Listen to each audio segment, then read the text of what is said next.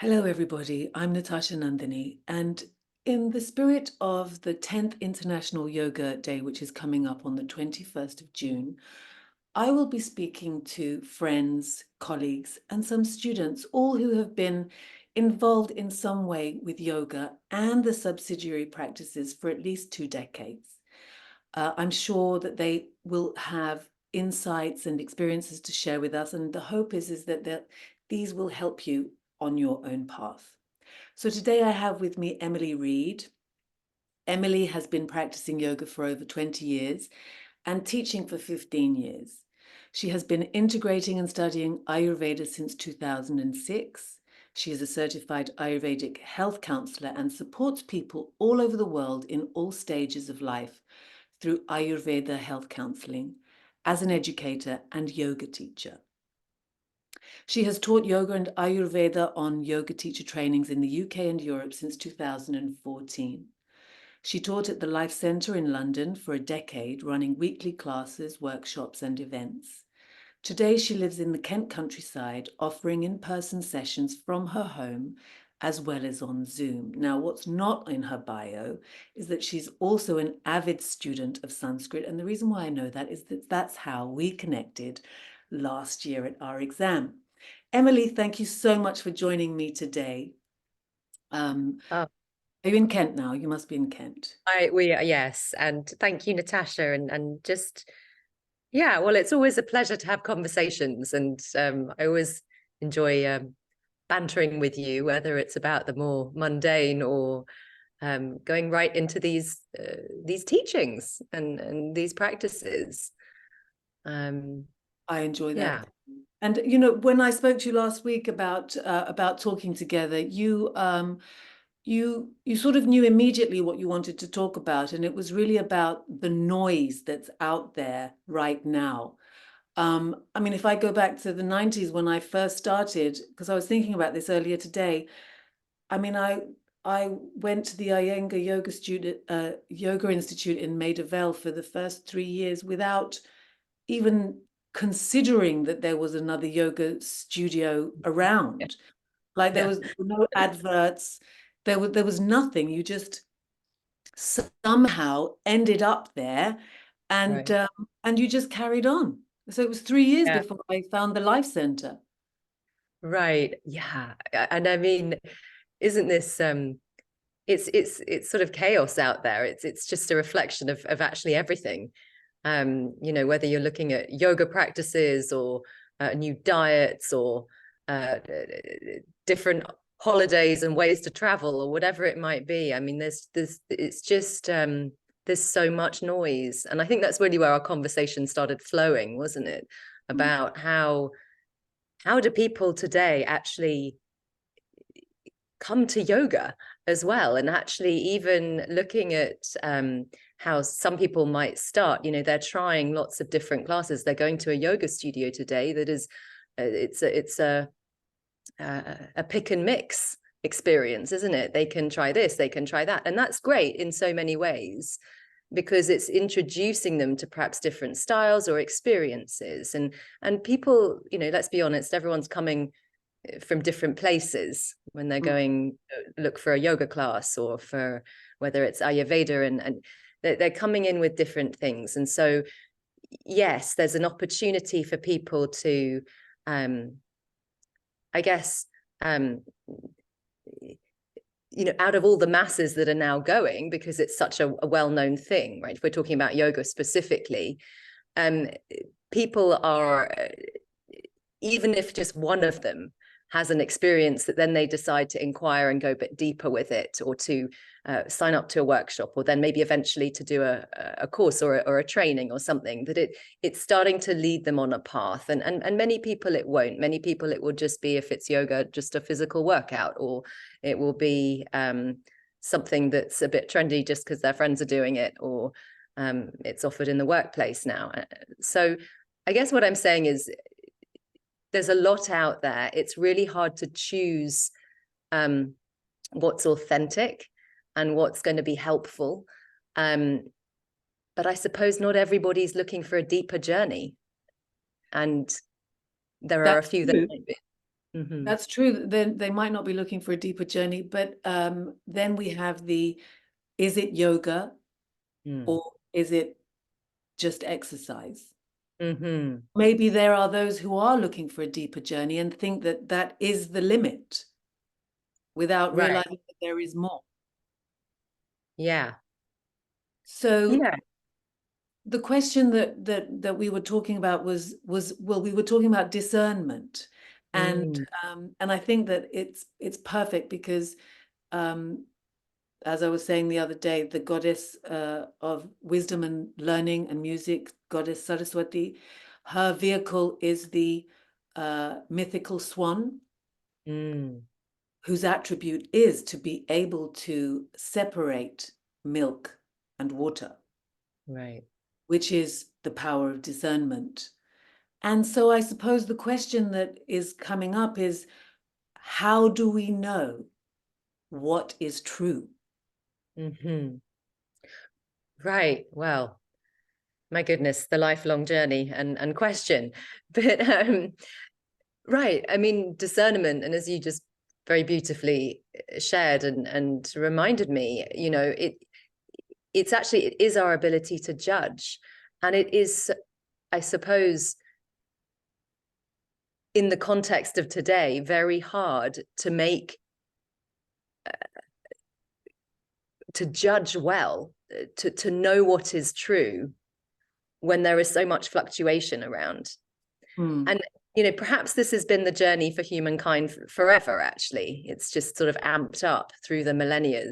And um this is where actually the practices of Ayurveda, of yoga, of Ayurveda, really are helping us on a daily basis, is to actually find they're helping us turn down the noise so that we can actually listen Hmm. to the quiet voice of wisdom from within. Because the voice of wisdom, and I always remember one of my teachers sharing this with me, the voice of wisdom is the quiet one.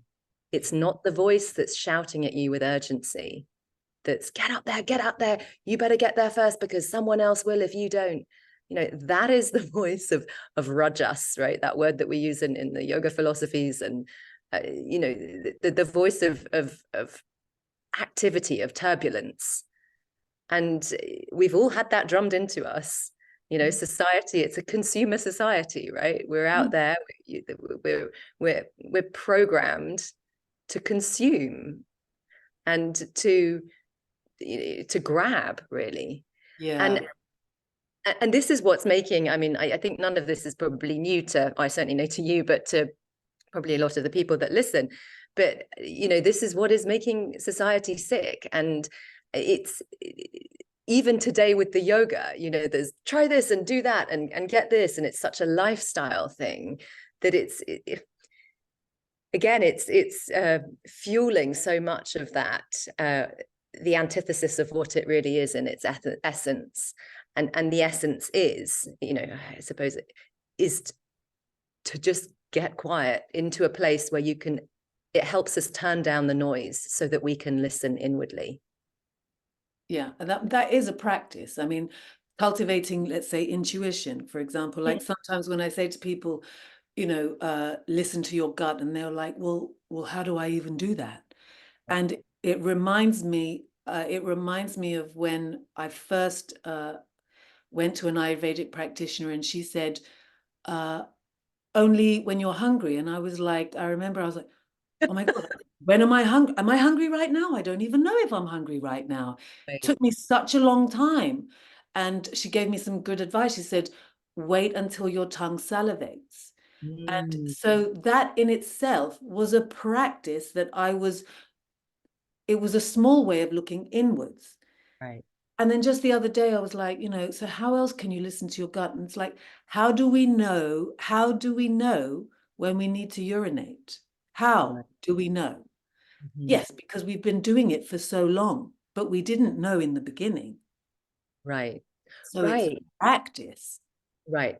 A coming to know. And that's a really great example that you just gave about the hunger and the appetite. And that's certainly, I mean, it's so true today. And especially because culturally it's become, a snacking culture too, right? And actually from the Ayurveda perspective, we recommend, 3 meals, or at least, 2 to 3 meals, certainly, but to have appropriate gaps in between.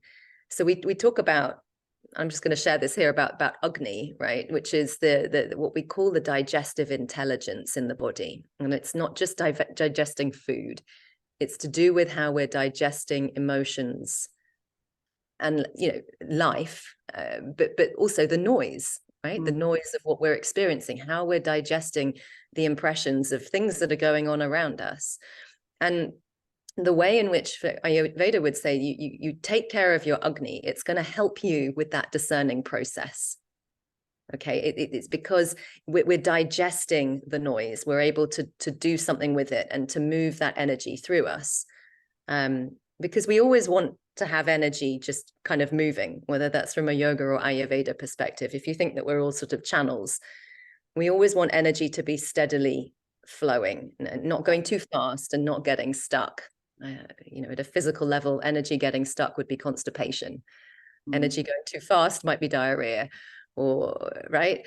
But and so, we want to be able to, a way in which we can support that Agni is to have those 3 meals with appropriate gaps, as I said, to give it space to do what it needs to do to process and assimilate, and then prepare itself for the next space. And you're right, wait for when your tongue is salivating, but it's also an experience in the body. I mean, people can have different experiences of hunger. For some people, it can be more sharp and immediate, and they suddenly switch into, I really need to eat something now. And that would be someone that's a little bit more pitta. Are you smiling because of it? Because I recognize that person. That one. I know, I thought you might. And then, for others, it can be a bit of a sort of dull ache, or they can suddenly notice they're getting a bit spaced out, or a bit light, or very tired. But by then it's a bit late already, perhaps.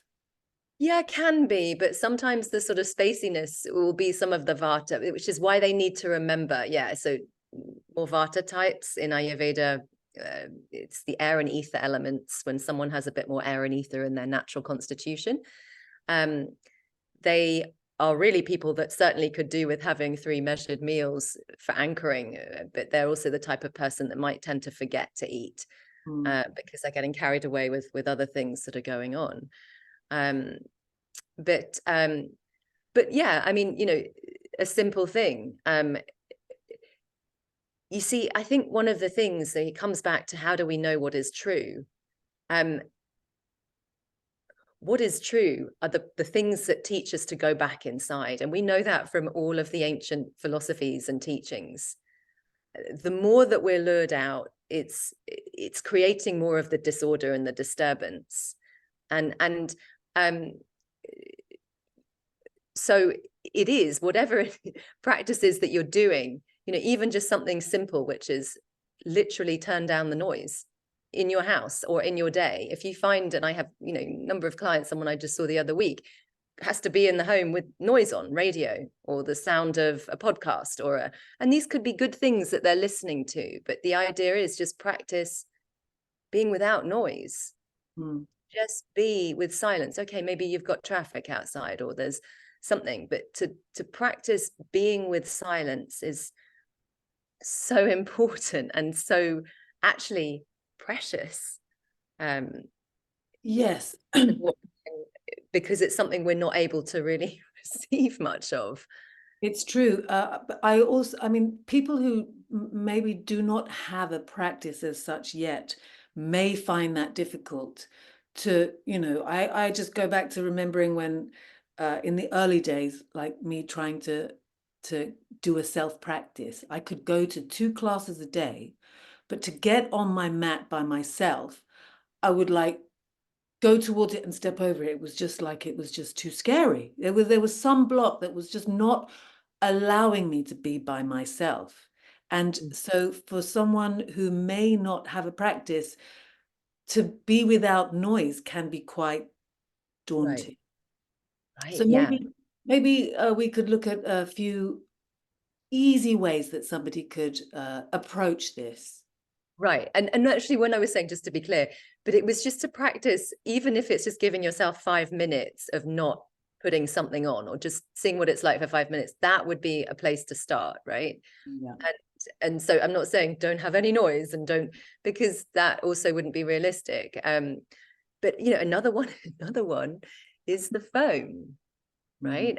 And how many times a day, so I think we can actually read that on the app now, right? How many times a day have we looked at the screen, or how many hours have we spent on screen time? Yeah. Yeah. And, you know, just, and this is one I really can notice, because we all, obviously we rely on our phones so much, but, if you know that the phone is the first thing that you're turning on as soon as you wake up in the morning and you're checking your messages, then maybe give yourself, okay, for the first 15 minutes or 20 minutes that I'm up, I don't check my phone, and I Yeah. do X, Y, Z before I then turn my phone on. And Perfect. the more that we start to build up little things like this. So one of the things I really enjoy about Ayurveda is it's really taught me to know that everything, what we practice, we accumulate. Mm. And so wherever we're directing that energy, we're building it, right? Where the mind goes, the prana flows, and so forth. But you see, if we just start to practice little gaps, little 10 minutes, 20 minutes here, we start to accumulate more of this space. And that's Yes. an experience that starts to happen inwardly, and in the way in which we're actually able to respond. And so what we practice, we accumulate, and that goes both ways. Yeah. So yeah, and eventually maybe you start to build up, and so that maybe Saturdays and Sundays, if you're working Monday to Friday, or if they're your days off, that you don't turn your phone on until mid-morning, or until midday, and that you know that you're on it for the rest of the afternoon or the rest of the week. But it really, these little things will make significant difference. Yeah, I agree. And also, just if we go back to how else we can quieten the Mm. external noise, or even internal noise actually, is for me, what I found is really to work with not wanting anything, because it's that individual mind that like wants this or wants to achieve that. And okay, if I want to achieve that, then if I meet with this person, then they'll get me this, and if I go there, then this will happen, and all this Mm. negotiating inside that I'm going to do this because of this. So there's like an ulterior motive, and Right. it's sort of it's just cultivating the lower mind. And Mm-hmm. and it's not an easy thing in the beginning, but if one is able to eradicate desire, I mean, it's a Mm-hmm. big thing, but slowly eradicating desire, then we have this ability to there is nothing that's clear, that's obstructing our vision, because then what we see really is, and then what sparkles is the way things start to sparkle more. Whereas if we're looking, we've got tunnel vision because we want this and we want that, and then every thought is related to those desires. Right. So I found that quite helpful, and I'm sure you have as well. Well, yeah, and you were just reminding me, actually, as you were speaking. I was thinking about this is this is what we call, as you know, the mahagunas. This is the rajas, tamas, and sattva in yoga philosophy, and in Ayurveda, they're known as the gunas of the mind, the qualities of the mind.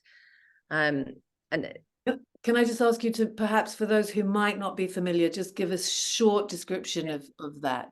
yeah, sure. So uh, when we talk about qualities, the yoga philosophy or Ayurveda just guides us to this understanding that there are certain behaviors or tendencies of our human mind. And there are three main ones that they will talk about. And one of them would be, for example, what they call rajas. This is the energy of action. This is an outward energy. This is what has us grabbing and reaching. At the same time, it serves purpose, right? It's what gets us motivated. It's what gets us into that energy of creating things. It's what gets us up and going in the morning. And as everything, as we learn through these ancient practices, it's about finding the art of moderation, because that's ultimately, as I was saying, where that quiet voice of wisdom can be heard. So we constantly kind of being put into situations where we have choices. Really, we do have choices, whether we feed and fuel more of the activity, rajas, for example, and you know, rajas, too much rajas is going to move us into that space of agitation, of you know, restlessness, of irritability, you know, coming as we kind of slowly accumulate more rajas. It will move us more towards anger, resentment, jealousy, overly competitive, and it becomes, you know, vindictive and destructive. But the kind of things that are going to be fueling that. So we would say, okay, well, we look at, as all things in Ayurveda, what are you feeding your five senses with? You know, mainly in terms of food. Rajasic food is going to be hot, spicy, garlic, onions, chilies. You know, it's going to be foods that give stimulation. So, you know, your caffeine, your alcohol, your nicotines, these are all things that are going to provoke the rajas. And that's what's going to stir up more of that outward energy that gets us more unable to switch off. Yes. Right. And then see, then what happens is we get too rajasic, and then we're like, right, I need something to bring me down. So we reach for a numbing substance, right? And then we kind of feel numb, so we want to go back up again. And so this is the swing that we're trying to come into this. Yeah, right. So that's rajas. The other kind of quality, which would be almost be the opposite of rajas, would be tamas. And tamas, if rajas is an outward energy, tamas is a downward, heavy energy. And it's necessary. It serves a purpose. We need a certain level of tamas in order to go to sleep at night, right? Tamas is also the energy that gives us that ability to say, okay, enough is enough. You know, switch off from the screen. There's also stability there. Yeah.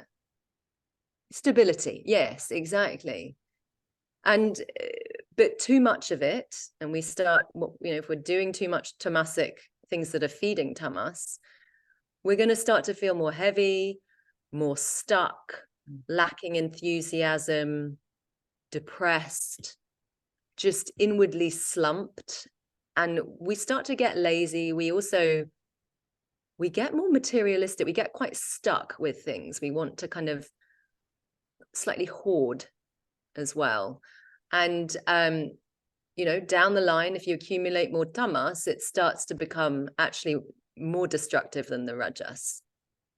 You know, becomes, we get negligent. We start to not care if other people get hurt by our actions. And you know, in those kind of qualities, and as I said, just it's destructive. You know, even the sort of quality that has us laughing when people are hurt. This isn't, that's down the line, but you know, it starts early on when we start feeding more of that tamas. That's the direction we're going in. Tamasic food would be things that are, it's heavy food, old food. You know, in Ayurveda, they're all about cook fresh each day. That's how you get prana. It's actually how we get more of that ability to let the prana, the energy, flow through us better. And especially if we're trying to digest life, we want to have fresh foods, and we're digesting our emotions. Freshness is what will help us do that. Tamasic food is also, it's overly processed food, barbecued foods, you know, burnt food, stale food. We've talked about old food. And yeah, you know, tamasic activities, you know, excess sleeping too much, rajasic activity that would promote that would be sleeping too little. So again, we're finding that balance. So we've got rajas, so we've got tamas, and then the sattva, which is this kind of, it's the space of really, it's where we can hear the quiet voice of wisdom. Or if we cultivate more sattva, we're going to be able to hear the place of truth, right, beyond the noise. Because sattva has an inward and an upward movement of energy. It's raising our consciousness, our vibration, and it's the part of us where we are, as I said, we come to know truth. You know, some will say that the sattva guna is when we're really in the center of our head or the center of our being. We're embodied. Rajas will have us leave the body. Tamas will have us kind of slump behind, and right. But the sattva is really when we're in that place of our center. It's where we can discern, and it's where we are naturally giving without expecting return. It's that desire to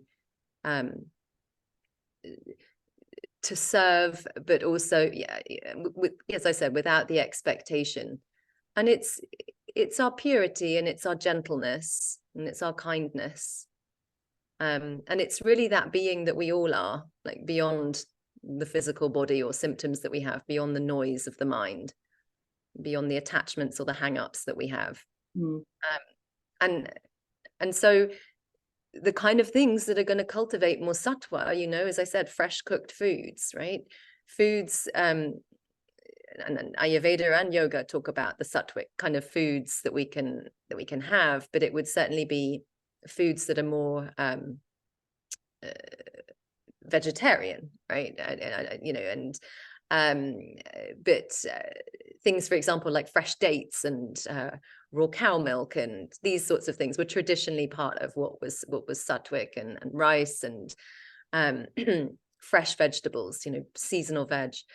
But sattvic activity, it's just, you know, one of the best things, we were talking about how can we get people started, but just to practice through your day, you know, before you begin something, whether it's just about to start a Zoom or something, just for 3 breaths, you just close your eyes, you stop, you pause, 3 breaths, and then you just smile.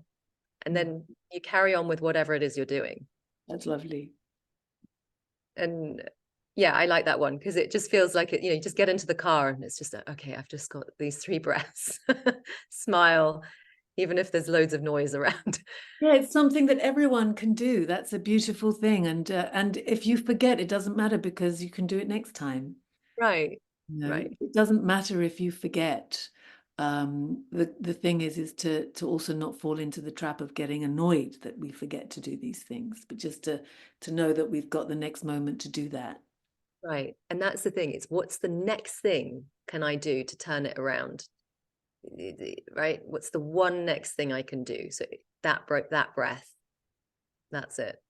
Yes, it's beautiful. And you know, this is why I think Ayurveda is it's a good discipline to actually learn, even by going to a practitioner like yourself, because through the process of working with someone, you get to know about yourself. I mean, the yoga teaches us also about ourselves, but then we know where we are, and we know what we need to do to find that balance again. And we then find out what our weaknesses are, or what it is that we tend to veer towards in times of stress, like when we don't have enough time. What do we do? Do we retract, or do we lash out?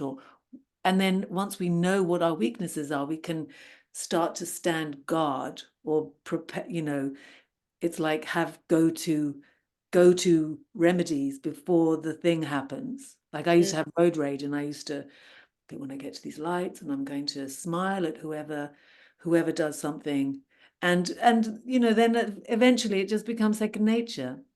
No, it's yeah. And yeah, and I think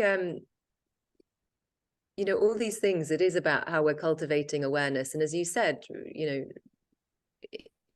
you phrased it really well, but it's the yoga is coming to know ourselves in that deeper place. And I always feel that the Ayurveda helps us, supports a deeper, for me, has been that it supports a deeper experience with that yoga, or getting to that quieter place.